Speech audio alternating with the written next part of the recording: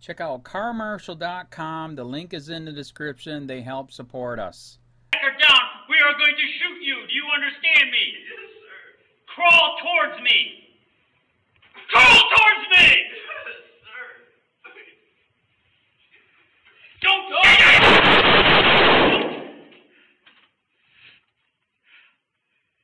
Get up on him. Okay.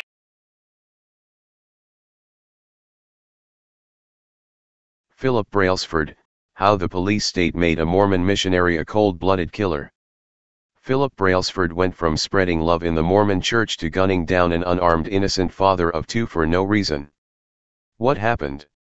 By Matt Agarist, December 16, 2017.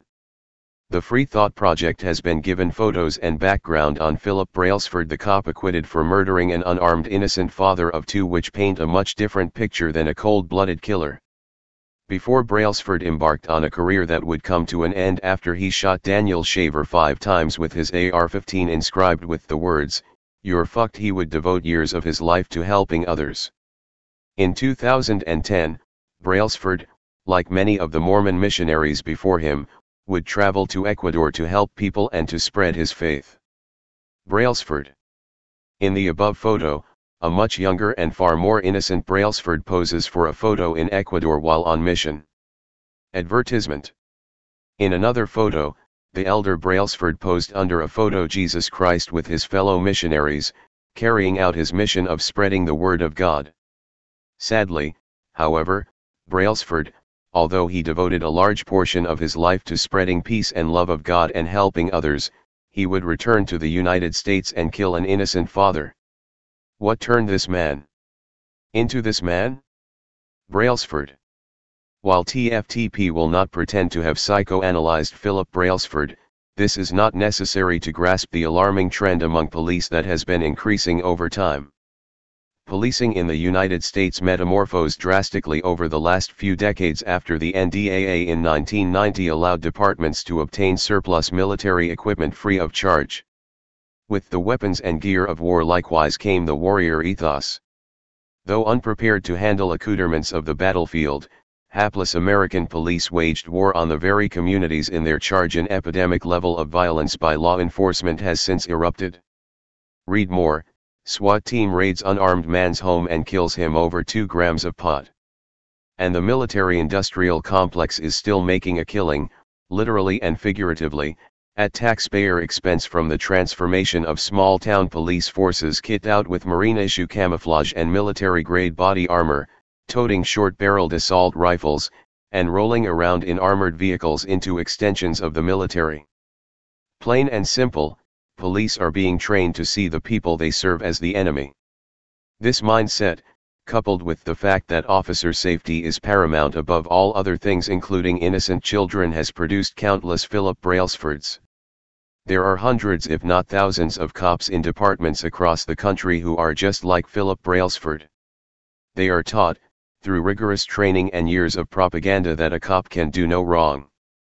Sadly, this is the main problem, and it is evident in Brailsford's acquittal and the countless other killer cops who are never held accountable for their murderous actions. If we are to end or at least significantly curb the unnecessary brutality, militaristic police training must end. As intuitive as it might sound, ending the stress-based, boot camp-style instruction currently the model for the majority of police academies would transform American policing. Even the Department of Justice agrees stress-based police training needs to go. In a 2013 issue of Dispatch, the newsletter for its community-oriented policing services, COPS, the DOJ essentially proves the need to end militaristic training. 2 models are generally employed by the nation's police academies, the article noted, explaining. Stress training is modeled after military boot camp, characterized by paramilitary drills, daily inspections, intense physical demands, public discipline, withholding privileges, and immediate reaction to infractions. Non-stress recruit training is associated with a more relaxed academic or collegiate atmosphere, characterized by emphasis on academic achievement, a relaxed instructor/trainee relationship, and administrative disciplinary procedures. Read more. Cop ordered to pay $415,000 of own money to family of unarmed teen he killed. According to a report from the DOJ's Bureau of Justice Statistics, the majority of law enforcement training programs in the U.S. use the stress model. Considering the description of the stress model alone, the root of violent policing becomes clear, though its proponents believe beneficial aspects outweigh potential negatives. Self-discipline, what's known as command presence, and higher self-confidence frequently top the list of reasons given to continue stress-based training. This training produces officers who fear for their lives and fire 5 shots into innocent unarmed fathers who are falling over trying to comply with the ridiculous and deadly game of Simon Says.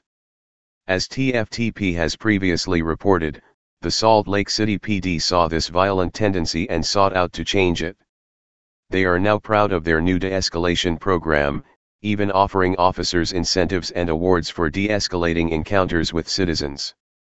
One such encounter was captured on video, and Brown says there have been 37 such instances since the program was enacted in 2016.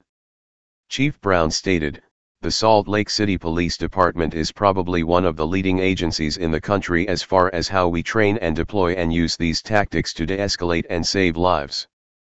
As TFTP previously noted, the state of Utah had an epidemic of officer-involved shootings. Deadly force by police surpassed even violence between spouses and dating partners. That was then. This is now. After their training in de-escalation, the department went from being one of the deadliest departments in the county to going on a record string without killing anyone. Read more. Family of Walter Scott gets $6.5 million settlement and they're donating a portion to flood victims in SC.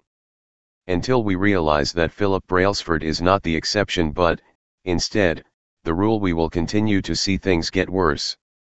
If we really want police to stop killing people, we need to stop teaching police to be killers.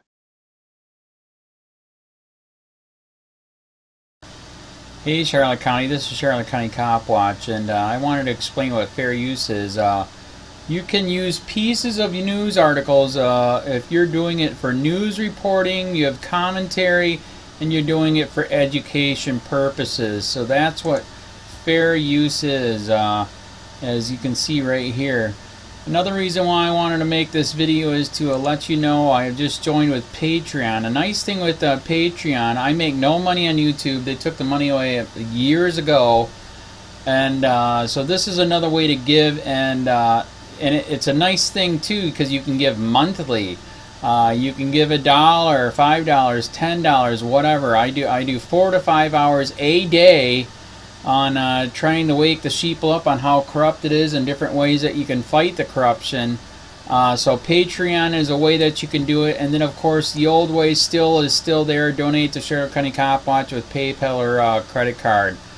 So keep that in mind. 4 to 5 hours a day. I make no money, but the corruption happened to me and I'm sick of it, so I'm trying to wake people up.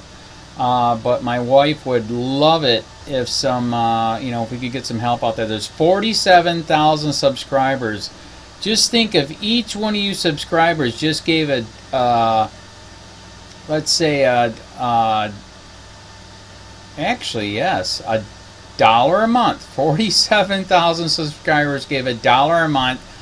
That would be awesome. That's not going to happen. But anyways, that would be great if it did happen. But do the math in your head. Just think about it. Like I said, 4 to 5 hours a day. I get no money from YouTube. YouTube has gone nuts. You can't do anything anymore. They're taking the money away everywhere. So these are a couple different ways that you can still help out with all this time that I put in. And as you know, I'm in a special situation where, at least I can do it, 4 to 5 hours a day. We have a cleaning company during the day. That's what allows me to do this, and we're debt free. So this is my hobby. I don't go fishing and all that other crap. I try to save the world.